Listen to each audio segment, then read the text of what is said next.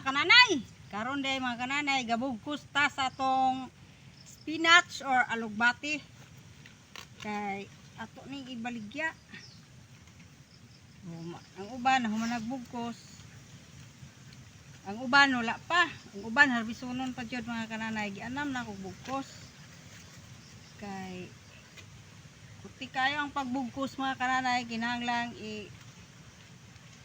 dili maipit ang iyang mga dahon. Oh, ganito oh. Oh. Okay kayo. Wala na damage ang mga dahon mga kananay. Ang lalapad at ang tataba ng dahon. Ang ganda tingnan mga kananay.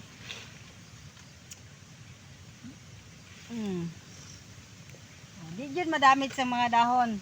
Ganito lang ang pagtali sa mga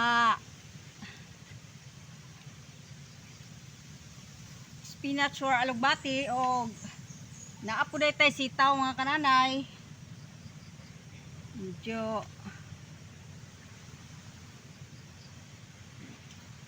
kaunti lang ang sitaw. Pero at least naaragin mga kananay kay mahal kayo ang seeds ani atong palit. Pero kaniray atong na-harvest. Balig 400 pesos, 1/4 kilo. Ni okay na ni. Pwede na ning magulay oh. Press. Ang kagandahan mga kananay kapag may sariling tanim,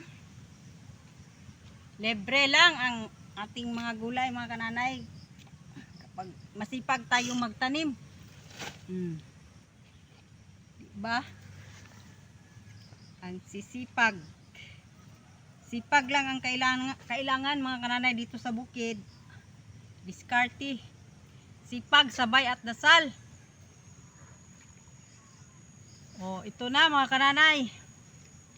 Ang simpleng hanap buhay sa bukid. Hindi natin ikahiya mga kananay nga tagapagbinta lang tayo ng gulay. At least marangal ang ating trabaho. Pagod at pawis ang ating kapital.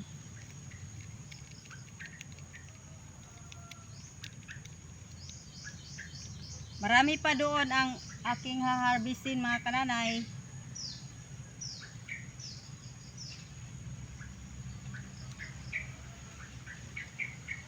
Babay muna, mag-harvest muna ako.